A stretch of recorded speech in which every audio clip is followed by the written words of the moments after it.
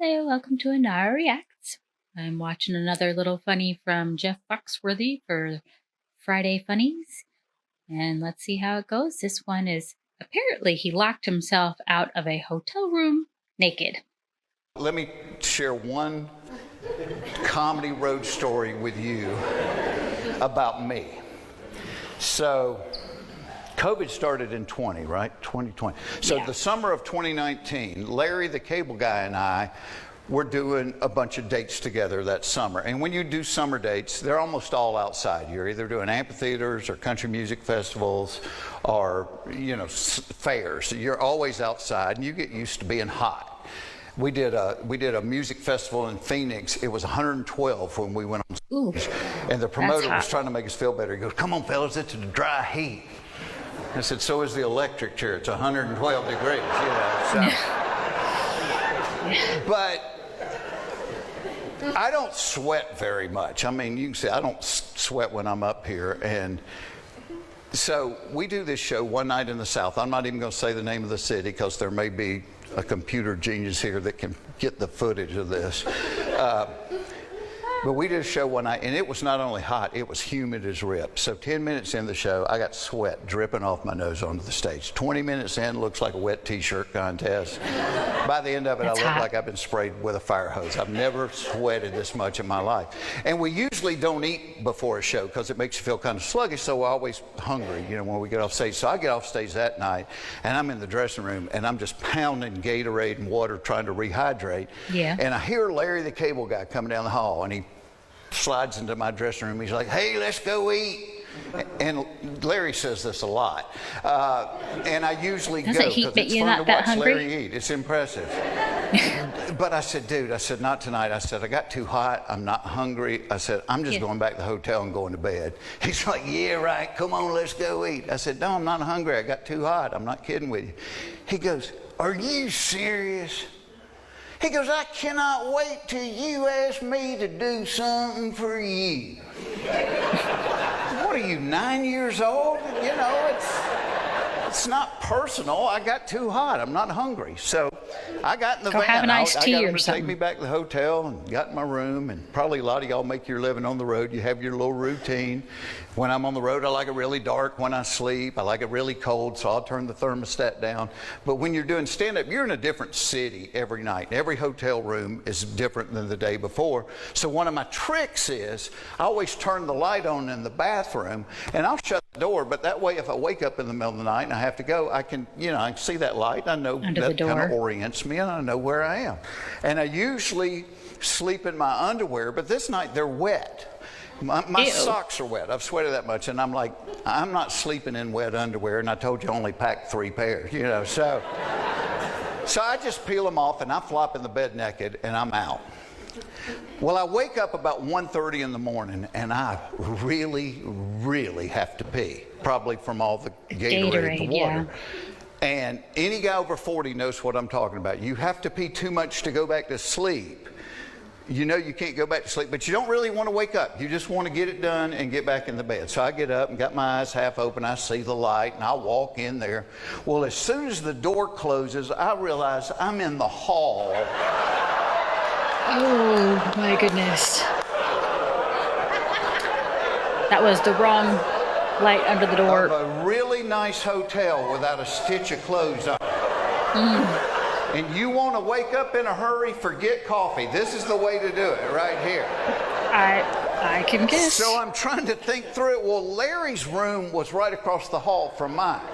And I'm thinking, thank God, I run over there and I'm knocking on the door, and he's not answering, and all I can picture him peeking through the keyhole and laughing.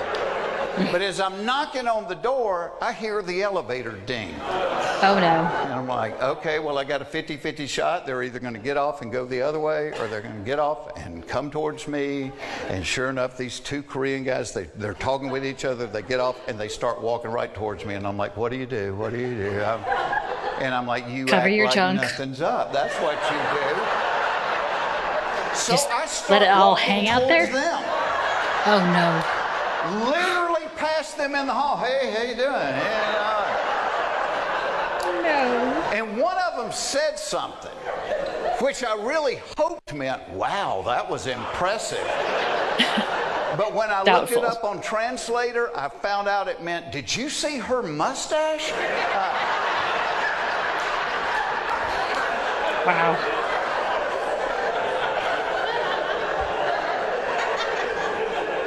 So I know I can't get on the elevator. I know elevators have security cameras, and I'm thinking, where do I go? Well, at the end of the hall, they had that exit, for the stairwell, and I'm like, at least get out of the lighted hallway. So I jog down the rest of the hall, and I get in the stairwell, hoping there'll be like a trash can in there where I can take the trash bag out and wear it like over all of it. Get in the stairwell, no trash can, but at least I'm not in the lighted hallway. And as I'm trying to think through it, I noticed there's a couple of empty beer cans down in the corner. Well, the reason I got up in the first place was I had to pee. I had no idea how long I'm going to be locked out of my room, and I'm not proud of it, but I picked those cans up and I peed in them and I put them back. I felt horrible about it, but it was old Milwaukee, and I figure whoever cleans them up will go, yeah, that's old Milwaukee, all right.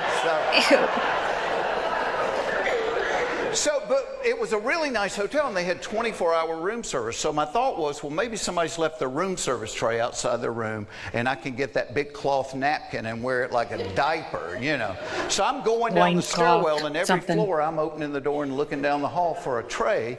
And I get about 3 or 4 floors down. I hadn't found a tray yet, but somebody's left a couple of pizza boxes outside their room. Well, to me, it looks like a folded tuxedo sitting there. Better than nothing. So I run down there, suppose. I get the pizza boxes, and I bring them back, and I go down the last 3 or 4 floors and never do find a room service tray. But by now, it's really late. It's like 2 in the morning, and I get to lobby level. Well, I can crack the door, and I can see almost the entire lobby. I don't see a soul. I don't hear anybody talking. I'm thinking, all you got to do is be brave for 20 seconds. I put 1 pizza box in the front, 1 in the back. Walk up to the desk, lady's working there. As I go up, she looks up and she goes, can I help you? Yes, you can. Please help. I said, I have accidentally locked myself out of my room. Can I just get another key so I can get back in? She goes, do you have any identification? Where? I said, I do, but it's in my other pizza box. I'm like, no, I locked myself out of my room. I got nothing. And she says, I need to talk to a manager. And she goes behind the wall, and I'm thinking, she's not calling a manager, she's calling the cops. But it's 2 in the morning, I'm naked with a pizza box in front of my junk, where am I gonna go? They had a bellhop stand, like a podium, and I got behind that, and I'm just waiting on her.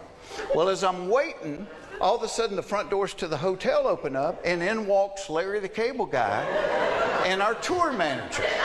Okay. And I'm like, thank you, God. Here's answered prayer. So they walk across the lobby. Again, I'm naked holding a pizza box. Mm-hmm. Larry does not say, oh my gosh, buddy, what happened to you? He looked at me. He looked at the pizza box. He goes, I thought you said you wasn't hungry. Really? That's what you get out of this scenario? Just been sitting down here naked eating pepperoni in the lobby, I said, I locked myself out of my room. Well, about that time, here comes the front desk lady back, and now she's got a security guard with her. I said, Larry, I need you to do me a giant favor. I said, tell her who I am so I can get a key and get back in my room. And he looked at me. Oh, no. He looked at her. He goes, I have never seen him before in my entire life. And he got on the elevator and rode up.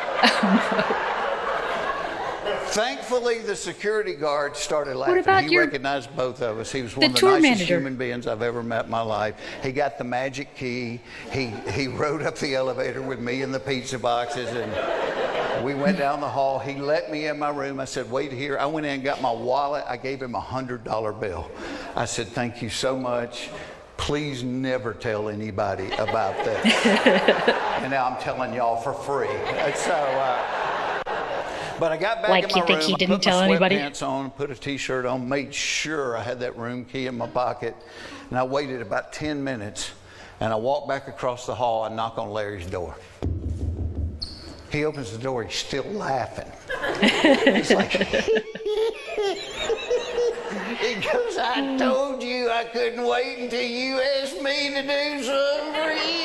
I said, all right, you got me. I said, are we even? He's like, yeah, we're even.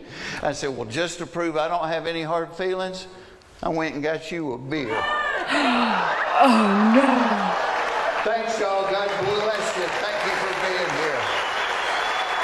Oh, my goodness. Well, there you go. That was definitely an amusing anecdote from Jeff Foxworthy. Hope you enjoyed the Friday Funny. If you got any recommendations for any other things to watch, drop it in the comments. And thanks for watching. Remember to hit like and subscribe.